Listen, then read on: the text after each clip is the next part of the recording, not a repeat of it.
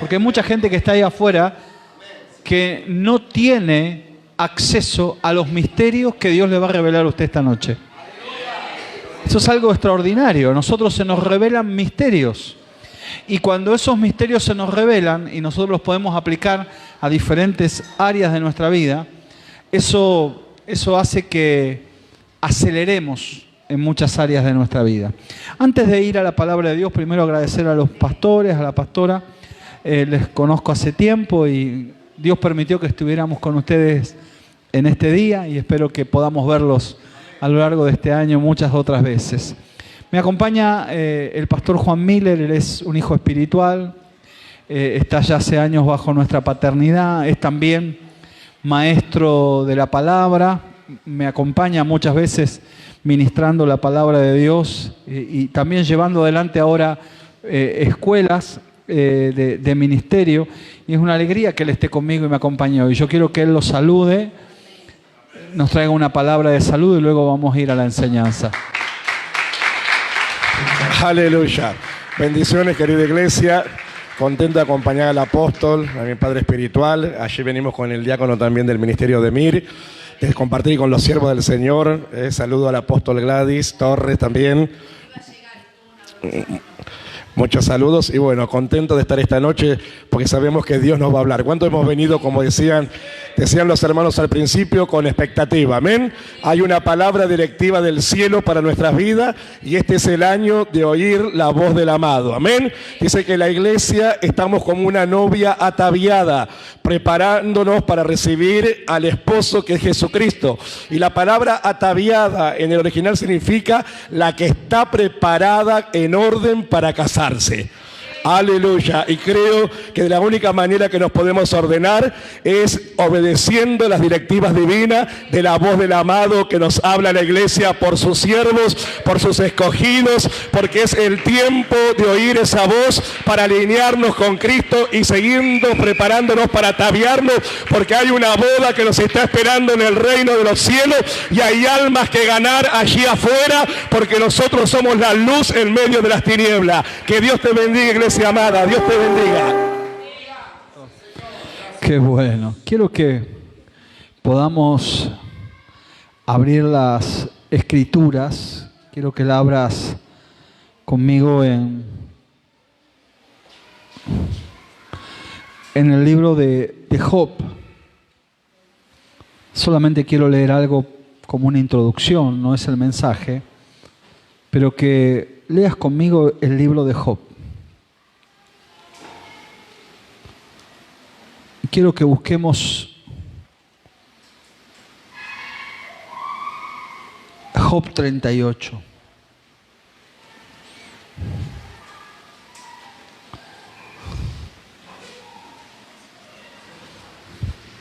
El título es fuerte. Dice, el Señor convence a Job de su ignorancia. Es muy importante esto, es muy importante. Dios comienza un proceso con Job para que Job entendiera cuántas cosas él ignoraba, cuántas cosas él no sabía. Cuando entra en escena este capítulo, estuve estudiando, leyendo algunas cosas sobre la vida de Job, pero a esta altura del partido, Job tenía alrededor de 80 años. Y qué tremendo que venga Dios a un hombre de 80 años, un hombre que lo había tenido en su momento todo en la vida, y que Dios le diga, sos un ignorante. Y que lo procese y que lo convenza. Qué tremendo que a veces Dios nos tiene que convencer de algunas cosas. No sé si te ha sucedido que alguna vez Dios tuvo que tratar con tu vida para convencerte de algo. Pero a mí me ha ocurrido que Dios ha tenido que tratar con mi vida, Dios ha tenido que procesar mi vida para convencerme de algo. Algo que yo creía que lo estaba haciendo bien, algo que yo creía que era suficiente, algo que yo creía que yo iba en la dirección correcta, y de repente Dios me sometió a diferentes procesos para convencerme de mi error, para convencerme de mis equivocaciones. Y en este caso, Dios trata con este hombre que ya tenía 80 años. ¿Sabe qué? Cuando usted habla con un psicólogo, le va a decir que una persona después de los 50 años no cambia. No sé qué edad tiene usted, yo acabo de cumplir 50. Pero un psicólogo dice, cuando hay una crisis matrimonial y en una consejería de parejas, un psicólogo le dice a la esposa, ya acostúmbrese así como está su marido porque él no va a cambiar. Y le dice la terapeuta a él, mire, ya no va a cambiar. Ya no va a cambiar. Una persona ya después de esta edad tiene patrones de conducta que ha adquirido a lo largo de los años, y esos patrones de conducta son patrones que gobiernan su vida, y eso se puede cambiar a los 5 años, a los 10 años. En la adolescencia se pueden cambiar patrones de conducta. A los 20 años hay gente que puede cambiar patrones de conducta, pero cada vez que pasa más el tiempo, más difícil es que la persona cambie patrones de conducta. Cambie patrones de conducta. Y ya una persona cuando pasa los 45, cuando llega a los 50 años, es una persona que ya no va a cambiar, dicen los psicólogos y los terapeutas, es una persona que ya está en un límite de edad que no va a cambiar patrones de conducta. Eso es lo que dicen los psicólogos y los terapeutas. Pero Dios se mete como un hombre de 80 años. Para convencerlo de lo que nadie lo puede convencer. No hay terapeuta, no hay psicólogo, no amigo, no hay familia, no hay circunstancia que haga que una persona a esa edad vaya a cambiar sus patrones de conducta. Pero Dios comienza a tratar con Job para convencerlo de las cosas que ignoraba. Si hay algo muy difícil para un pastor es pastorear gente que sea mayor que él. A mí me ha pasado durante muchos años de pastor, pastorear gente que era mayor que yo. Yo desde el año 2010 no estoy pastoreando. El Señor por misericordia me sacó a la tarea apostólica y a las escuelas y a la tarea que realizo, pero en todos mis años de pastor era muy difícil pastorear gente que me superara en edad, porque ¿qué me va a enseñar este mocoso a mí? Una mujer una vez me dijo, usted puede ser mi hijo, usted no me va a decir a mí qué hacer ni cómo hacer las cosas, usted no me va a decir a mí lo que yo tengo que hacer, usted puede ser mi hijo. Era muy difícil predicar, y es muy difícil predicar a veces a gente que nos supera en la edad, porque ellos creen que por la cantidad de años que han vivido son más sabios que nosotros, que las experiencias que han acumulado en la vida los hace conocedores de la vida misma. Entonces es muy probable que se sienten en una iglesia, pero no que nos obedezcan, y mucho menos que cambien. Y es difícil lidiar con gente que a veces viene y nosotros le predicamos los lunes, le predicamos los martes, le predicamos los miércoles. Yo me senté ahí, escuché la oración, estuvieron como media hora orando, los hermanos casi se quedaron sin garganta orando. Y uno dice, después de todo este tiempo de oración, y va a ver los resultados, y hay gente que sigue igual.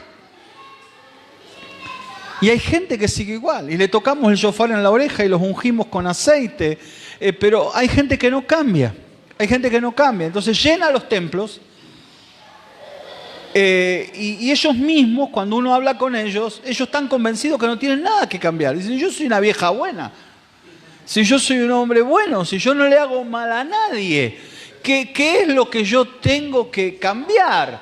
Y entonces, muchas veces abrimos la iglesia para recibir gente que lo único que viene es a calmar su conciencia y a sentirse bien. Por eso hay gente que cuando viene a la iglesia dice, yo quiero venir a la iglesia porque es mi cable a tierra.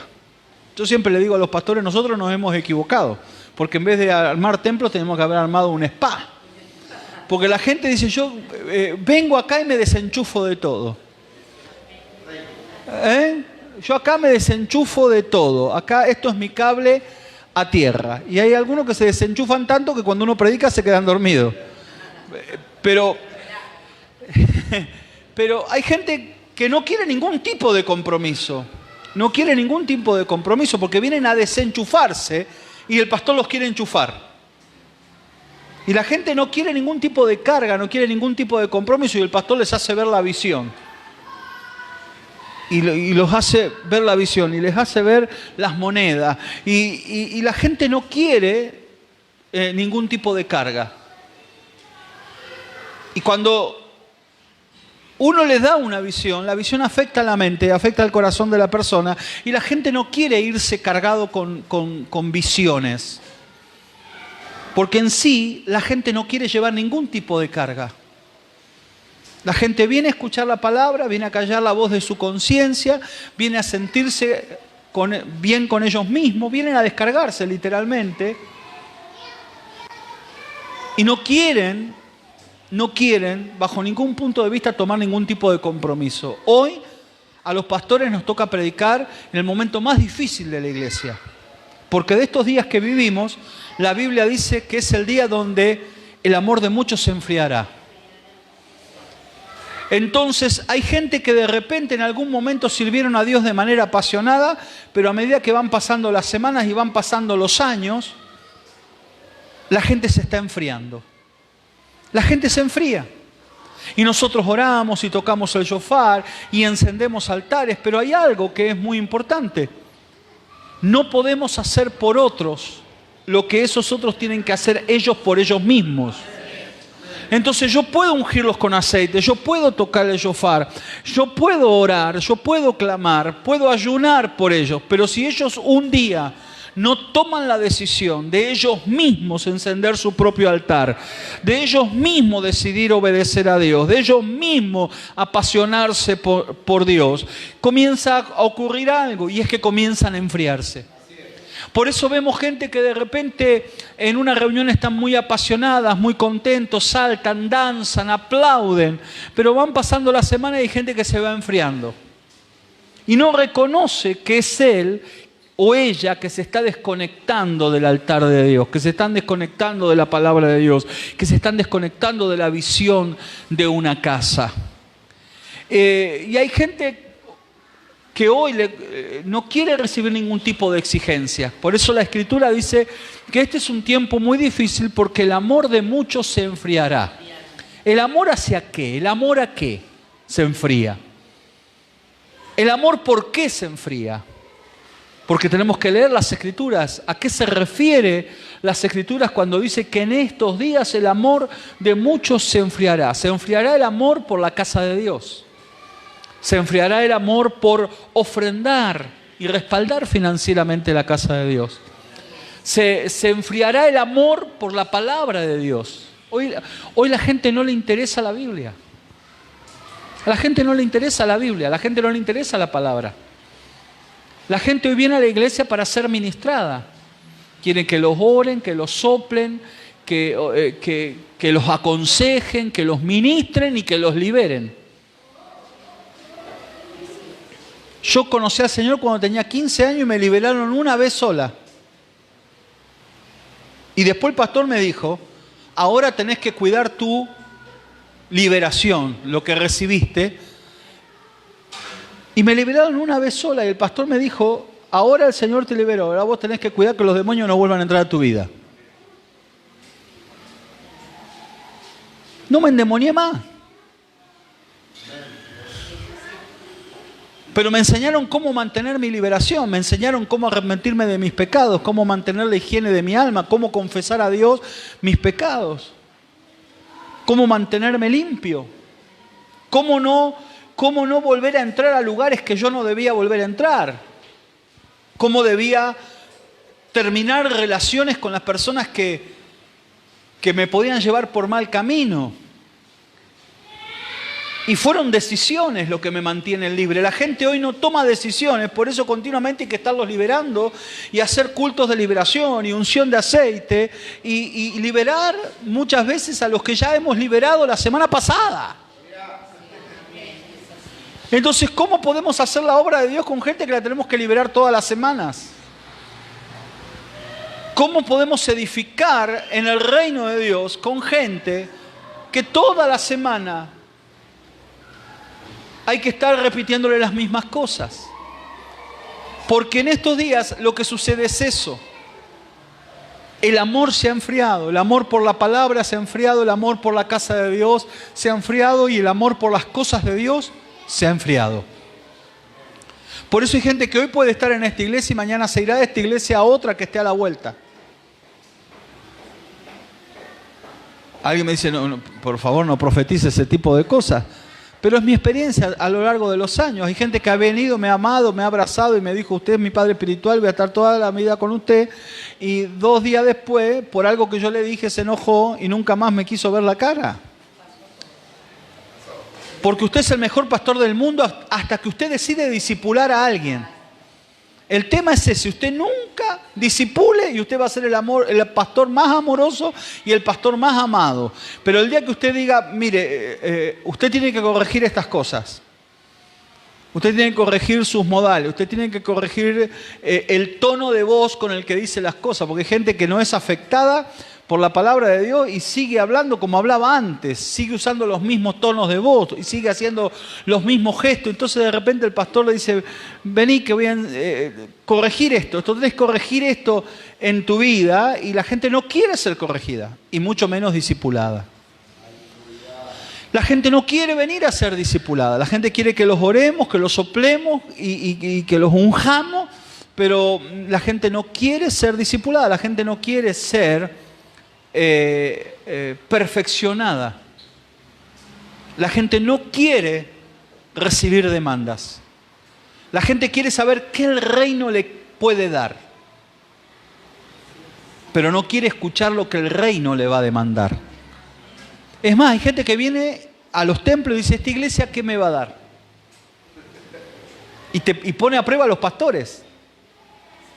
Yo crecí en un tiempo donde el pastor ponía a prueba a los que iban llegando. Hoy los que llegan ponen a prueba al pastor, a ver si se porta bien, y vienen y te dicen, porque a mí muchas iglesias me hirieron, y muchos pastores me defraudaron, y a mí mucha gente me lastimó. Así que yo voy a estar acá, pero no sé si me voy a quedar acá. Así que entonces el pastor tiene que andar caminando entre algodones y entre copitas de cristal, porque a ver si el hermano se ofende, si yo digo algo que el hermano se enoje, y ponen a prueba a los pastores, a los siervos de Dios, y hay gente que no está dispuesta a recibir demandas. La gente quiere saber qué le puede dar el reino, pero nunca quieren escuchar qué es lo que el reino les va a demandar. ¿Qué tiene esta iglesia para darme? ¿Qué tiene este pastor para darme? ¿Qué tiene esta congregación para darme? ¿Qué es lo que dan acá? Ese es el espíritu con el que la gente viene. ¿Qué es lo que esta iglesia me va a dar? ¿Qué es lo que esta iglesia me puede dar? Y de repente usted llega y resulta que usted llegó en un mal día, porque usted llegó en el día donde no le van a dar nada. Usted llegó en el día donde le van a pedir todo. Y la gente entra en crisis. La gente entra en crisis. Porque cuando vemos las escrituras, Dios da, pero nunca Dios da sin antes pedir algo. Dios primero pide para luego darte. Dice, dame, hijo mío, tu corazón. Él pide corazón. Traer los diezmos. Y siempre Dios pide primero y después vemos si te da algo, pero primero te pide. Demandas, el reino tiene demanda, entonces trae los diezmos y luego se abrirán la ventana de los cielos y luego se derramará bendición hasta que sobreabunde y luego el devorador será reprendido, pero hay algo que yo tengo que hacer de manera inicial. Y la gente cuando le decís que primero tiene que cumplir una demanda, entra en crisis. Ah, yo pensé que era más fácil. ¿Cómo? O sea que yo tengo que dar para poder prosperar. ¿No puedo prosperar sin dar? No. ¿Cómo es eso? Entonces la gente quiere saber qué el reino tiene para darle, pero no quiere escuchar lo que el reino va a demandarle. Por eso este versículo, simplemente como reflexión, el título solamente, después léalo en su casa, Dios tiene que convencer a Job de su ignorancia. Y hacerlo con un hombre de 80 años es mucho más difícil. Cada año que pasa es más difícil. Por eso los padres empiezan a corregir a sus hijos ahora. Instruye al niño, las escrituras dicen, instruye al niño cuando hagan equilibrio sobre sus dos pies. Usted conoció ese texto bíblico, pero le faltan algunas palabras a ese texto al traducirlo al español. Dice, instruye al niño en su camino, no en el camino de Dios. Instruye al niño cuando él esté aprendiendo a caminar. Cuando él haga equilibrio sobre sus dos pies. ¿Vio cuando está haciendo equilibrio y va a dar el primer paso? Ahí es donde tiene que recibir el primer chirlo. ¿Cómo está diciendo un apóstol golpeador? Ahí es donde tiene que dar el primer chirlo. Porque después vienen a los 15 años y le dicen al pastor, pastor, acá le traigo al Satanás de mi hijo. ¿Y por qué yo tengo que corregir lo que como madre tenías que haber corregido? Aquí está el endemoniado de mi hijo. No sé qué hacer con este demonio. Bueno, estoy hablando 15 años. Hay padres que ya con uno de 5 años no saben qué hacer, porque ya es un demonio desatado con 5 años. Porque no corregimos. Y hay cosas que, Señor, envía a tus ángeles. ¿Cuándo dice la Biblia que Dios va a enviar a sus ángeles para criar a tu hijo? Qué fácil sería tener hijos y que los ángeles lo eduquen. Pero hay un solo texto bíblico. Por eso cuando yo a veces escucho a la gente orar, Señor, te entrego a mi hijo. Y Dios en el trono dice, y yo te lo devuelvo.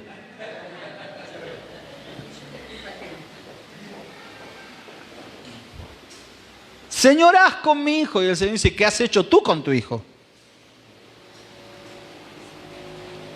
Señor, mi esposa, ahí va. Y el Señor dice, tu esposa, ahí te la devuelvo. Señor, que ahí te mando a mi esposa. No, ahí trata. Porque hay cosas que las tenemos que hacer nosotros. Aplicar la sabiduría de Dios, la oración, el consejo de Dios. Pero muchas veces queremos que Dios haga cosas que las tenemos que hacer nosotros. El 90%, el 95% de nuestra prosperidad depende de las decisiones que tomamos. Hay un mínimo porcentaje que es la bendición de Dios. Un mínimo porcentaje. Alguien me dice, ¿pero estás seguro de lo que me está diciendo? Sí. Prosperidad tiene que ver con tus decisiones. Prosperidad tiene que ver con tus decisiones. Con lo que tú decides. Tiene que ver con eso. Porque hay una promesa de Dios que es inalterable. Hay una promesa de Dios que es inalterable. Si oyeres atentamente la voz del Señor tu Dios e hicieres lo que Él te mande, estas bendiciones te alcanzarán. Deuteronomio 28. Eso es inalterable, no puede ser alterado. Si oyeres e hicieres lo que Él te mande, entonces ahí empiezan a operar las decisiones que tú tomas. Estas bendiciones te alcanzarán. Y esto no puede ser alterado. Las Escrituras dicen que hay cosas que cuando tú las decides, el apóstol Pablo dice, hay cosas que cuando tú decides hacerlas, contra lo que tú decides no hay ley. No se te puede aplicar. Cuando tú actúas en obediencia, aún las leyes físicas, las leyes climáticas, no pueden operar ni pueden afectar cuando tú te mueves en obediencia. Y si contra estas cosas no hay ley, no se te puede aplicar, no hay nada que pueda alterar lo que la bendición de Dios hace. Serás bendito en la ciudad y bendito en el campo, es inalterable. Si oyeres atentamente la voz del Señor tu Dios, dejarás de ser cola para ser cabeza. Eso es inalterable. Si oyeres atentamente la voz del Señor tu Dios e hicieres lo que Él te mande, Él compartirá contigo su buen tesoro. Eso es inalterable. Está diciendo que el Señor va a compartir contigo su buen tesoro. Quiero que tengas una visión de esto. Dios en su trono, las Escrituras dicen que Él es el dueño del oro y la plata, dueño de todo el oro y la plata, y Él está esperando a alguien que obedezca, está esperando a alguien que oiga atentamente lo que Él manda y lo haga, decida hacerlo. Y Dios dice, voy a compartir contigo mi buen tesoro. Deuteronomio 28, léalo, dice, y compartirá contigo su buen tesoro.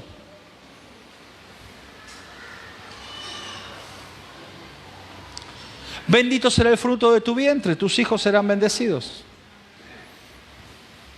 El enemigo que viene por un camino contra ti, por 7 caminos tendrá que huir. Son principios inalterables, esto no puede ser alterado. Pero todas esas bendiciones que se desprenden en Deuteronomio 28 están sujetas a lo que tú decidas. Porque así como esas bendiciones y esas promesas se transforman en principios inalterables del reino, ninguna de esas cosas se activan hasta que tú no decides. Nada de eso. No va a venir un ángel para sacarte de la última parte y ponerte por cabeza. Porque eso no lo hacen los ángeles. Eso lo hacen las decisiones que tú tomas. No es un ángel que te va a sacar de la cola y te va a poner en cabeza. No es un ángel, es la decisión que tú tomas. Si oyeres atentamente la voz del Señor tu Dios e hicieres lo que Él te mande, dejarás de ser cola para ser cabeza. Es una ley inalterable. No lo va a hacer los ángeles, sino lo que tú decidas hacer. Tus decisiones pueden cambiar tu posición. Deja de ser último para ser primero. Tus decisiones harán que el enemigo que viene por un camino contra ti, por 7 caminos tendrá que huir. Así que hay una decisión que tú tomas que te pone en autoridad en la guerra espiritual. Y esto es fuerte lo que voy a decir. Hay una decisión que tú tomas que te pone en autoridad en la guerra espiritual, de tal manera que tú ni siquiera tienes que reprender a un demonio. Solamente tienes que decidir algo. Y el enemigo que viene por un camino, por 7 caminos tendrá que huir frente a la decisión que tú tomas.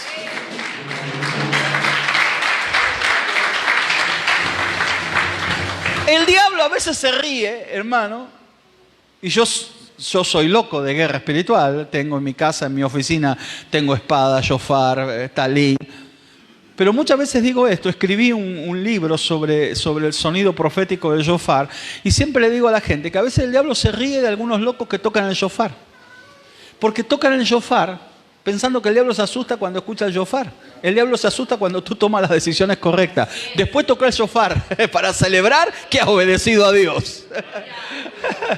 Pero no toques el shofar para ahuyentar demonios. Toca el shofar para celebrar que has obedecido a Dios. Que el shofar representa la voz de Dios. Eso es el sonido del shofar. Representa la voz de Dios. El sonido del shofar proféticamente. Simbólicamente es un acto profético que nos recuerda la voz de Dios. Por lo tanto, ¿qué hago yo con su voz? Les voy a contar una experiencia que tuve. Me invitan a predicar, pastor, a un congreso de guerra espiritual. Y me invitan a mí para cerrar, a la noche, al final. Pero empezó temprano la actividad. Congreso, me acuerdo que era congreso de guerra espiritual de alto nivel. De alto nivel, así que me puse corbata ese día, yo también. Era de alto nivel, un congreso espiritual de alto nivel. Así que imagínense cuando llegué ahí, no sé, había docenas de shofares, manto, estandarte, guerreros espirituales de todo tipo, clase y color, danza, bueno. Un congreso de guerra espiritual de alto nivel. Ya de entrada era oración, unción de aceite. Y usted escuchaba las oraciones, subían al cielo, bajaban al infierno, ataban los demonios, los volvían a atar, los desataban, los pegaban, los trompeaban. Uno agarró la espada. Veo que uno estaba al lado así, estaba haciendo así. Le pregunté, porque lo veía que hacía así. Entonces le pregunté y me dice, no, Dios a mí me entregó el arco de bronce. Así que estaba tirando flecha al diablo. Así que estaban todos ahí. Digo, Señor, ¿qué voy a ministrar? Y yo llegué temprano, digo, ¿qué voy a hablar acá? Además, el que venía superaba al otro. El primero empezó atando, el segundo ya era las trompadas con el diablo. Después vino otro que cantaba, písale la cabeza a Satanás, y le pisaron la cabeza a Satanás. Bueno, fue algo terrible de guerra, tremendo. Yo anotaba cosas que nunca me imaginaba. El primer cielo, el segundo cielo. Yo conocí hasta el tercer cielo, pero ese día hablaron hasta el séptimo cielo. El cuarto cielo, uno fue hasta el séptimo cielo. Y abrió los 7 cielos y cerró los 7 cielos y los demonios. Bueno, era una cosa tremenda. Y yo era el último. Digo, Señor, ya no me quedó ni qué predicar. Y me quedo ahí, callado la boca. Señor, ¿qué predico? Guerra espiritual de alto nivel, con estos que ataron y desataron y transpirados. ¡Fuera, diablo! Y a la mitad de la tarde pusieron un video de Anacondia en pantalla gigante cuando dice, Satanás, oíme bien. Y se revolcaban. Ya para las 8 de la noche yo no tenía prédica. Y estoy ahí antes de subir al púlpito y el Señor me dijo, cuéntales y háblales sobre el poder del diezmo. Porque esa es la guerra, me dijo el Señor allí, la guerra espiritual de alto nivel. Porque digo, Señor, estos han tenido tantas experiencias que yo nunca vi nada de todas estas cosas. Y el Señor me dijo, tú nunca las viste porque has diezmado durante 30 años. Nunca has tenido que agarrarte a las trompadas con los demonios porque tú has diezmado fielmente cada semana y yo he reprendido al devorador por vosotros y tu vida en el campo nunca más ha sido estéril.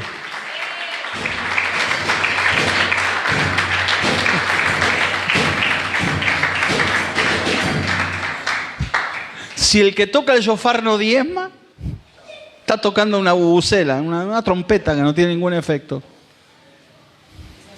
Así que comencé a ministrar sobre el diezmo.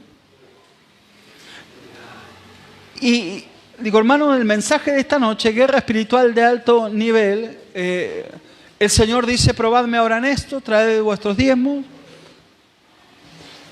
Porque hay algo que a veces ignoramos, pero la gloria de Dios, en el Antiguo Testamento, la gloria de Dios venía del oriente y se depositaba la gloria de Dios sobre el templo.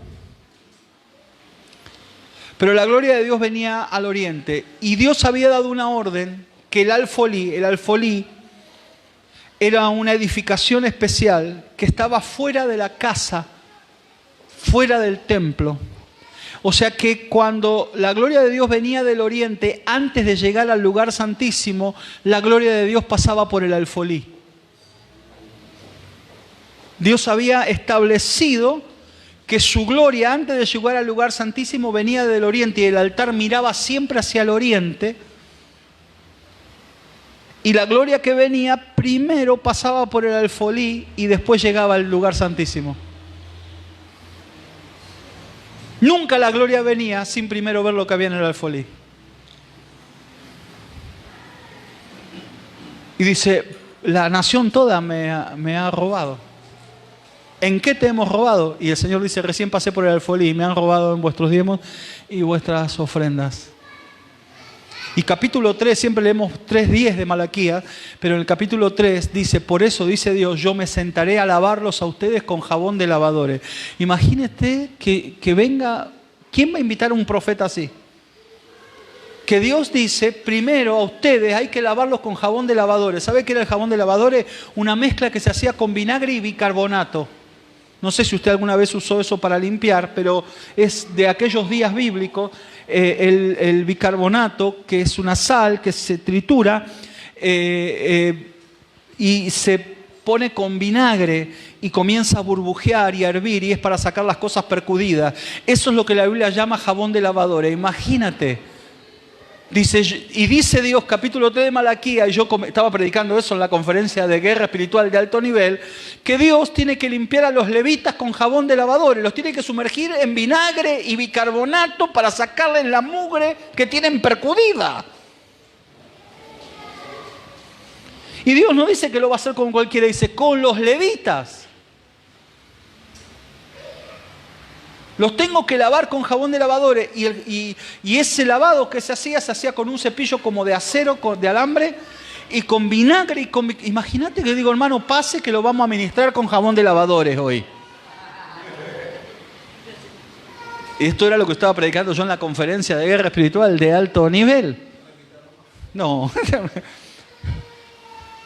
Y te vas ministrando, digo, guerra espiritual de alto nivel, y Dios te va a meter jabón de lavadores y te va a pulir y te va a afinar como se afina la plata. Y el oro, y un crisol, que es un recipiente que se hace de piedra y se somete a 1000 grados de temperatura. Allí se arroja la plata o el oro en estado bruto, así como es quitado de una mina. Se pone los trozos de oro allí, que muchas veces vienen mezclados con otros minerales o con tierra o con otros materiales. Ahí se pone la plata o el oro y se lo somete a 1000 grados de temperatura. Y cuando se somete a 1000 grados de temperatura, el oro empieza a derretirse y queda en estado líquido. Y todas las impurezas flotan.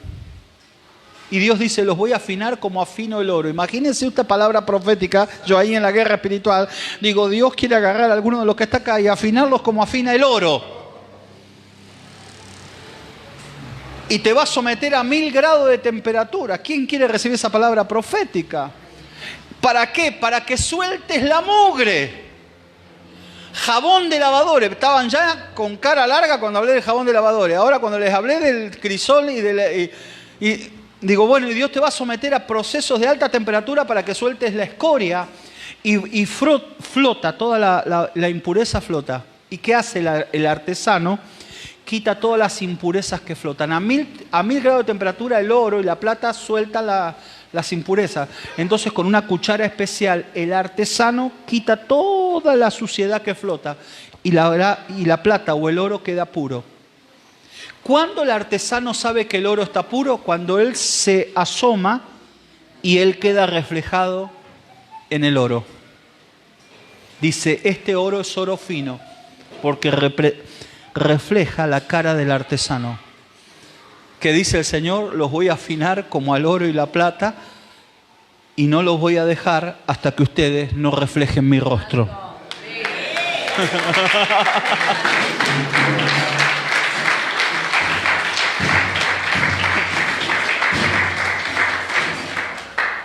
Y después vienen los diezmos. Primero viene todo eso.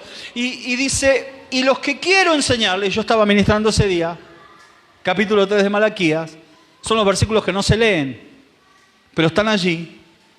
Y Dios dice, lo que yo quiero enseñarles es que ustedes den sus diezmos y traigan su ofrenda en justicia. Todo esto, para que alguien dé correctamente, tiene que ser procesado.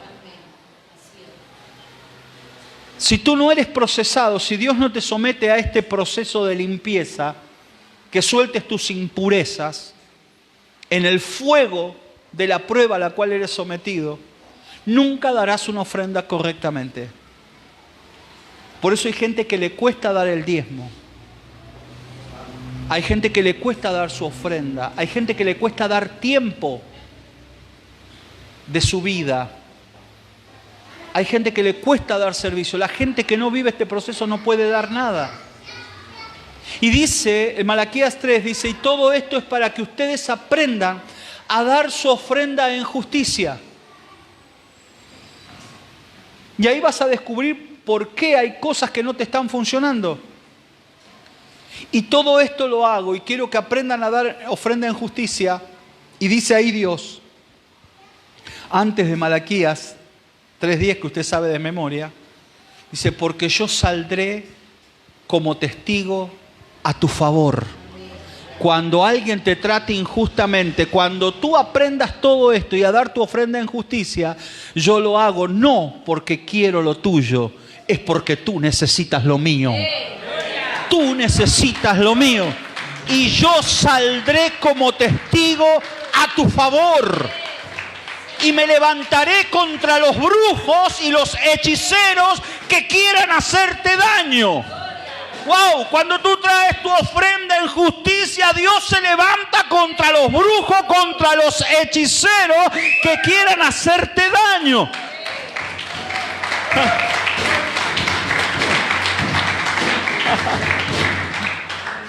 Y dice, y yo iré contra aquel que oprime al pobre, y me levantaré contra aquel que quizás ha querido estafarte en un trabajo que hiciste y no te pagaron bien. Y Dios dice, pero si tú ofrendas y diezmas, yo me encargaré de aquel que injustamente recortó lo que te correspondía. Y después de eso dice, traigan diezmos. Después de eso dice, traigan. Porque Dios, antes de llegar al altar, su gloria venía desde el oriente y pasaba por el alfolí. Pasaba por el alfolí. Por eso hay algo que es muy importante. No nos podemos presentar delante del Señor con las manos vacías. Por eso es muy importante traer nuestro diezmo preparado desde casa. Por eso es muy importante llevarme el sobre. Yo ayer le mostraba a los hermanos cuando ministraba. Nosotros ahora en abril tenemos una fiesta, la fiesta de la Pascua que hacemos todos los años, y yo ya tengo preparado mi sobre y ya di mi primera ofrenda de la Pascua. Y la Pascua va a ser el 13 de abril, pero yo ya puse mi primera ofrenda de la Pascua. Y ya estoy preparado, y tengo un sobre en el altar y tengo otro sobre en mi casa como memorial. Y anoche fui a ministrar y me dieron una ofrenda, aparté el diezmo en mi sobre de diezmo y aparté ya mi primera ofrenda para la Pascua, mi segunda ofrenda.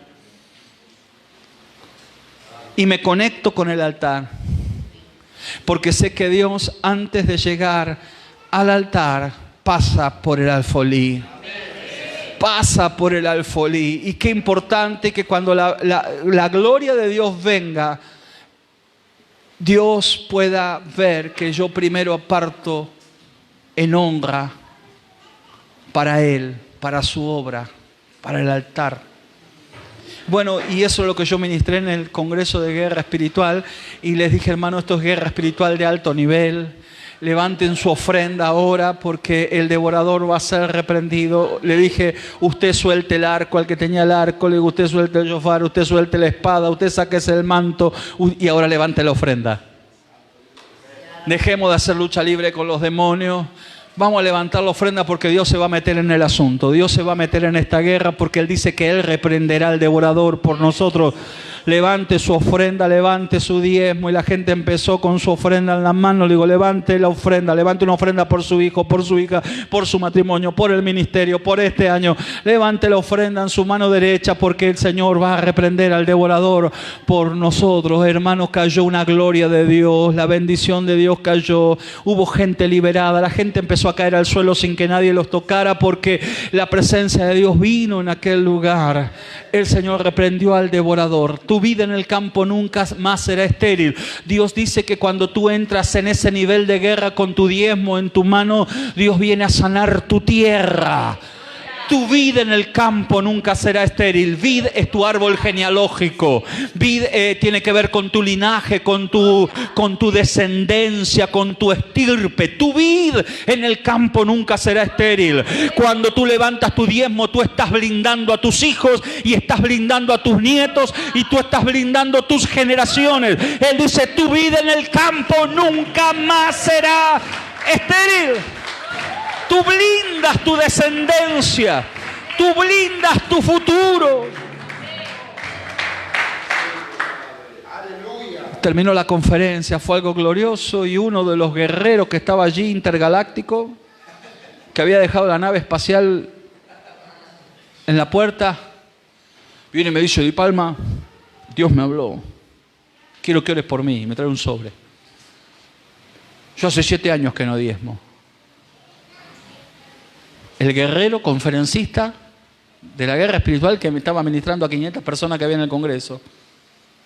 Yo me quiero poner a cuenta con Dios, Dios me habló. Ahora, ¿de qué guerra espiritual?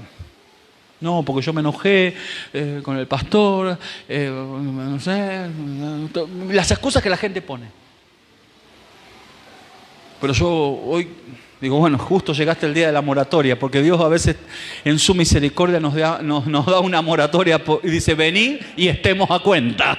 Qué bueno, ¿no? Cuando hay una moratoria del cielo. Quizás esta noche es una moratoria del cielo. Y Dios dice, bueno, a partir de hoy empezá. A partir de hoy empezá. Porque como con Job, Dios lo convenció de su ignorancia.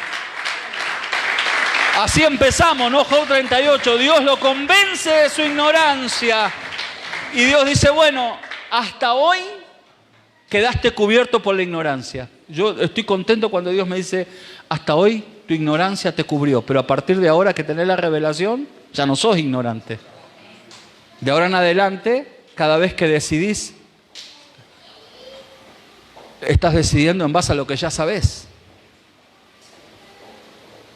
Pero Job, Dios lo convence de su ignorancia y de repente Dios esta noche dice, bueno, venid, estemos a cuenta, y hoy empieza una moratoria. Hasta hoy, lo que pasó hasta hoy quedó atrás, cubierto en tu ignorancia, pero a partir de hoy comenzás a hacer las cosas correctamente.